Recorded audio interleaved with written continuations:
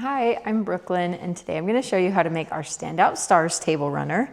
So if you've been around here for a while, you've probably seen it in the blue and white.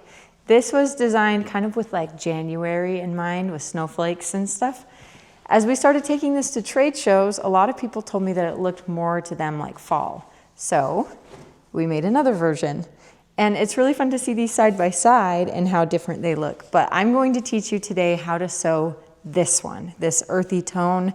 It's made with batiks, so it has that like really crisp finish. And I think this one reminds me of like falling leaves, and that's perfect because as I'm filming this, it's October. It just started cooling down here, and I am going to show you how to take our pre-cut kit and turn it into this lovely little table runner. So let's take a look at what's in this kit. Your first stack of squares is 2.5-inch squares, and you will have your mixed prints, and then this is what we're calling our standout prints. These are what on the blue kit is the white, but in this one they're brown. We also have 3-inch squares. Your 3-inch squares should have some of the mixed prints, and then also your standout prints. In the pattern, it shows that we're gonna start with these 3-inch squares first. So let's set the rest of this aside. This will be your backing fabric, and then this one right here will be your binding, these strips. The rest of this is all squares, and it comes together really fast. So I have a full tutorial on making half square triangles where I go into depth on how to do it. On this one, we're just gonna pull out the amount that we need. We need 29 3-inch squares of each, so 29 of the brown and 29 of our mixed print to make our half square triangles. In the kit, we include extra, so that's why I'm counting out so I don't make more than I need. And then same here, I'm just gonna pick the ones I like first. Well, I mean, I like all of them, but I'm gonna pick my favorites first. So like I said, I have a whole tutorial on half square triangles, so I'm not gonna get into the details, but looking at this fabric, these are batiks, and sometimes it can be kind of hard to decide which one's the front and which one's the back, but the good news is it doesn't matter too much because they're the same. Or for the most part, they're the same on both sides. So I have a couple of these units done, and I'm gonna just cut them apart so we can see them. And then when we open these, we're gonna press our seams towards the brown. Or if you're working with other fabrics, press it towards the darker fabrics.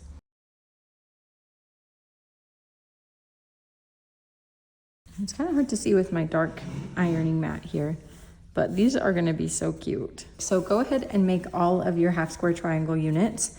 You're also going to need to square these blocks to 2.5 inches.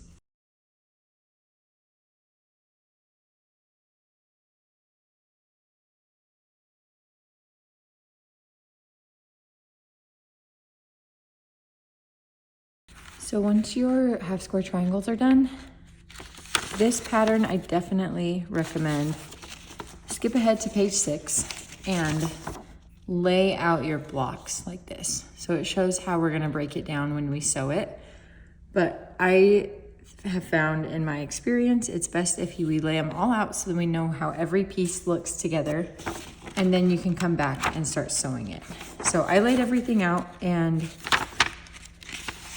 now I'm back here to page 3, and don't mind my notes, I'm always updating these and anyway. So if yours doesn't look exactly like this, the steps are still gonna be the same.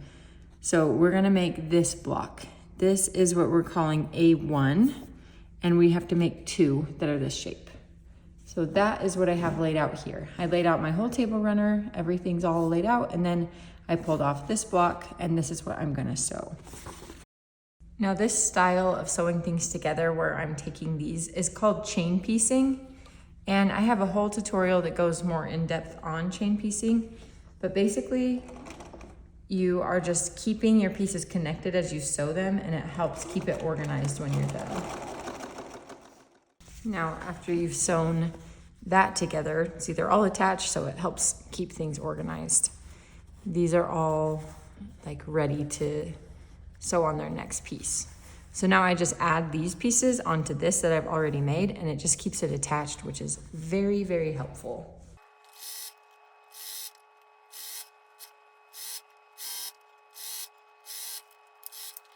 So one tip I have about the layout on this one is we have all this mix of like pretty earth tones, right? But our standout print is this brown. So anything that was darker, I tried to keep away from the stars so that the contrast is more noticeable. So this print down here is pretty dark, and I tried to keep it away from the stars just so we can make sure we see those.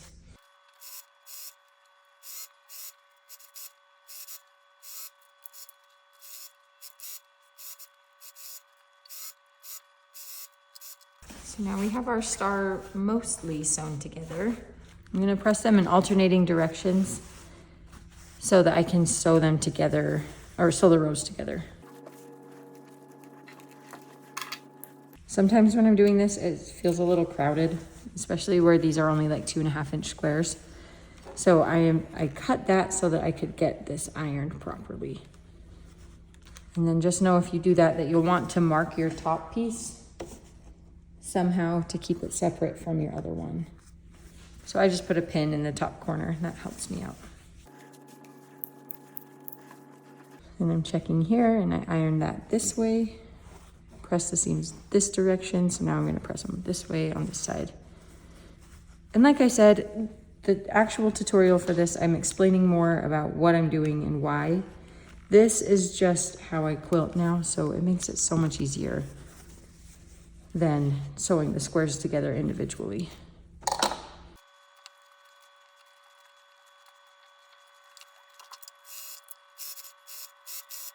So I don't know how long you've been sewing with me, but if you have been sewing with me for a little while, you've probably seen me demonstrate this before. If not, let me show you on this one, it'll be a little easier to see. So when you're trying to match up seams and you want your corners to look nice and pointy instead of like cut off. So if we want to avoid that look where the corner gets cut, when you're sewing this line together, aim your needle for that intersection right there, and then when it's opened up, that will keep you from losing your points. So even if that intersection of threads that you see here is not exactly 1/4 inch away from the outside edge, line up your needle in that spot and it will make your seams, it will make your corners look perfect.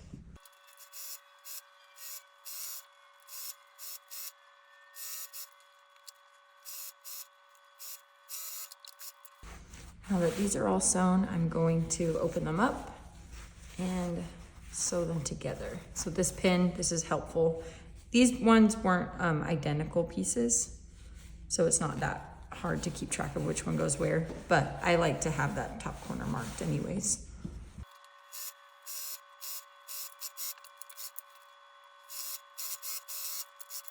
Now we have our first A1 star block done.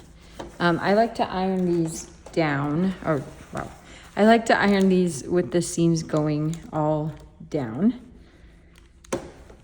And boutiques iron very nicely. I do like that about them. You don't have to press your seams here. If you want to nest your next set of seams, like when you sew the stars together, I actually suggest to not press them down at this point.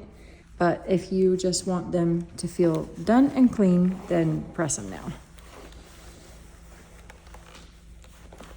So that's our first A1 star. I've also completed sewing the second A1 star. And like I said, the contrast, you don't want all the dark stuff at the bottom or else it'll look just off balance. But I try to keep those really darker blocks down towards the bottom of the star. So there's our A1 stars. The A2 star is almost identical, except instead of having 2 rows of stars at the bottom here, or 2 rows of plain squares at the bottom, there's one on top and one on bottom. So it's the same process, we just switch this out so that the star is in the middle. So that's the A2 star, and the process is just the same. So once you're done with these, we're gonna move on to the B stars. So next we're gonna sew our B block. This is what it looks like as a finished block. And this is how it looks when it's just the pieces. Let's refer to the pattern here. So the B block, we're going to make 2 of these. And oh, as I'm looking at this, I just realized that I flipped this. So if you're following the pattern, you want the brown all touching, like this. So that's how the pattern shows it. But I already have one block, and since this part doesn't really matter, I am just gonna pretend that we meant it. It'll be just a happy little accident. And now we have this block to sew together. The really part that does matter is that you make 2 identical blocks, and that is how we're gonna get the balance in the end that has like this going on here. That's how that's achieved, is that we have these 2 are identical blocks. So I'm just gonna go through and chain piece this one like I did with the others. So as I was editing, I realized that I didn't continue to record. So my bad, but from this point on, all I'm doing is sewing those blocks together. There's nothing crazy that I'm gonna teach in that point anyways, but I was disappointed when I didn't record it. So I finished sewing the top pieces together, and then I took it to my long arm and I quilted it with this design. Because the fabrics are really busy, it's kind of hard to see the design anyways, but it's there and it's pretty.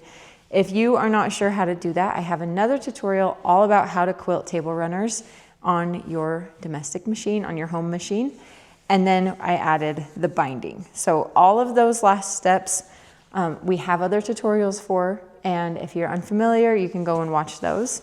Otherwise, I hope you had fun sewing this Standout Stars table runner.